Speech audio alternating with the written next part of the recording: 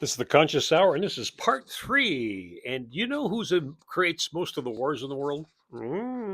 Quiz question: Mossad and the CIA. And you know one thing about it: when you talk to people who have retired from the agencies, they have a tendency to tell you what's really going on. And I've been blessed by having lots of friends that were in the agencies and learned a lot a long time ago, and been tracking geopolitics since I was a young kid when they lied to me about Vietnam. But let's get into what's happening now. And it's coming soon, the war. I thought it was coming before, but they kicked it down the can. But now, Jeffrey Epstein, he's back in Israel, so he's ready. Yes, he's alive. That's another segment I'll be doing soon. But let's get into this one. This is part three. Are we going to war?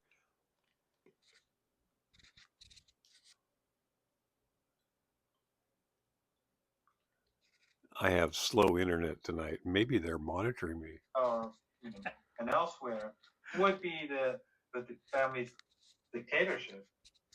So no one in Iran takes that seriously.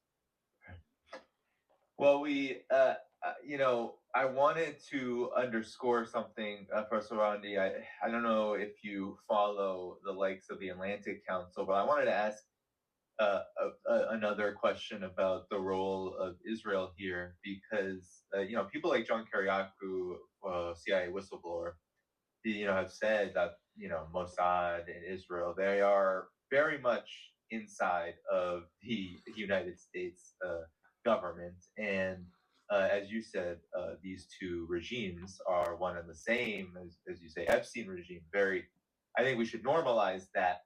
Now, this is a huge, I think, indication of this. So this is from the Atlantic Council. This is NATO, essentially.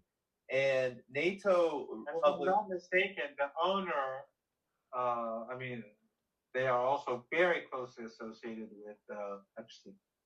yeah, and you will see just how closely associated they are with Israel here, because they published this piece in the Atlantic Council. That's 6 why reasons why Epstein's Trump in should be Israel removed right from now. Iran. There's other footage on that. I'll You show can that probably later. outline these better than they can. Talking about how it's so moralistic. You got to come to the rescue of Iranians. You have to shape the Middle East, right? Make sure you're credible, right? The U.S. always has to attack when they say they're going to attack. Make sure that you isolate China.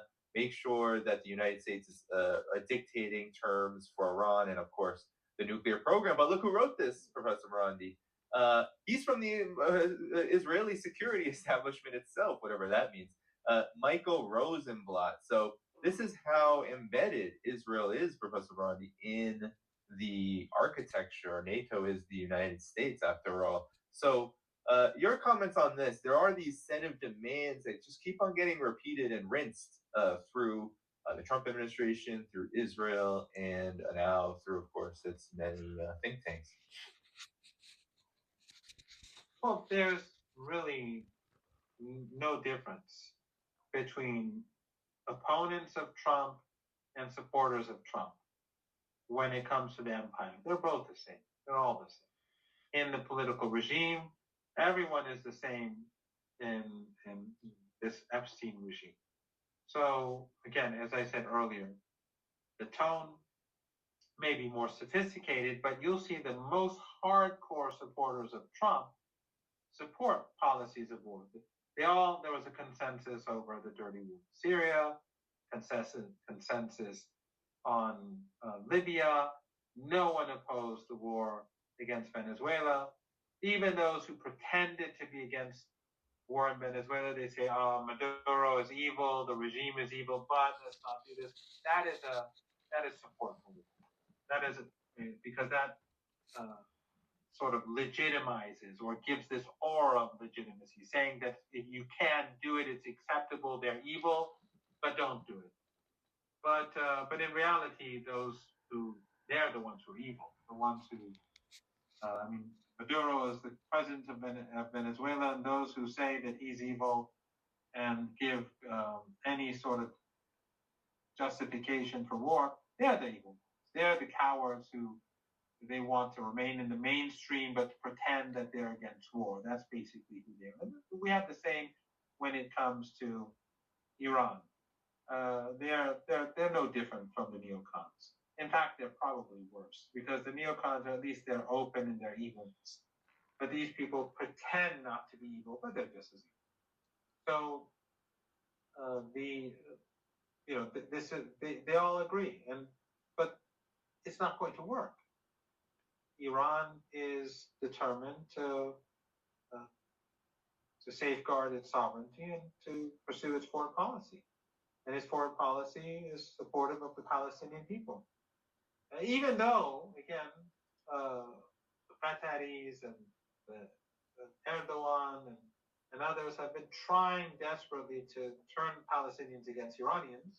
They always do that through crude sectarianism. And people who lack self-confidence promote sectarianism. But that doesn't deter Iran, even if it does have an impact on the Palestinian population, because it's an issue of justice. It doesn't matter if if everyone likes you or not. Just like in a different way, in Cuba. Cuba is a communist country, but they're the victims, so Iran will support them. Or in the case of Venezuela, they like Iran. People are religious, and it's much better than Cuba in my opinion, in that respect. But Iran will support it. So in the case of Venezuela, an excellent relationship always existed. But in the case of in other cases, Iran will support who they seem to deem as the victim.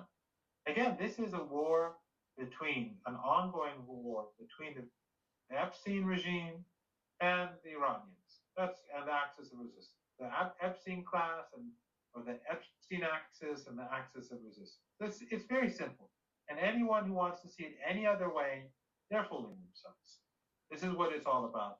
The riots and the murder that the foreign intelligence agencies carried out in Iran, that was to support the Israeli regime.